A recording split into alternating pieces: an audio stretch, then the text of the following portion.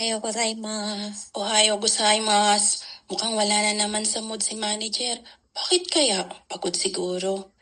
Anasang, magiging busy tayo ng March to April sa Sobaya-sang, kaya hindi ka muna maghahatake. Manalangin sa isip, Amang Yehova, tulungan niyo po ako. Bigyan niyo po ako ng lakas ng loob at saka po ng sapat na kaalaman para makapagpaalam sa gaganaping memorial.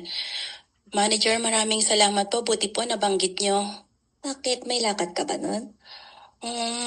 Opo, meron po kaming mahalagang okasyon. Every April 2 po, taon-taon po namin yung ginaganap at pinagdiriwang. Anong okasyon yun? Memorial po, ito po yung invitation. Ayan po.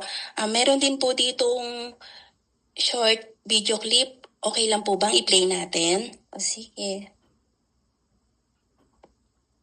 May ganyan pala kayong celebration. Yan pala yung sinabi mo sa akin last year na event. Opo, yan po yung pinagpaalam ko sa inyo. Buti, ni-remind mo sa akin. Sige, inanote ko na ang yasami mo.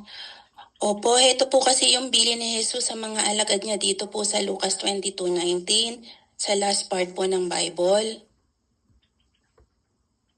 Patuloy ninyong gawin ito bilang pag-alaala sa akin.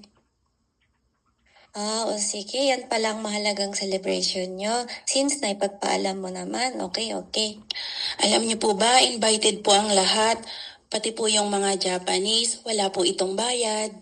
Ganun pala. Pwede rin pala naming maunawaan ng mga Japanese. Opo, at yung interested po kayo, masaya po kami kung makakasama namin kayo at i-guide po namin kayo. May Japanese at Tagalog din po na language. Pwede po kayong mamili kung saan niyo po gustong dumalo. Sige, hindi ako mangangako pero itatry ko rin. Maraming salamat po. Maraming salamat din sa invitation.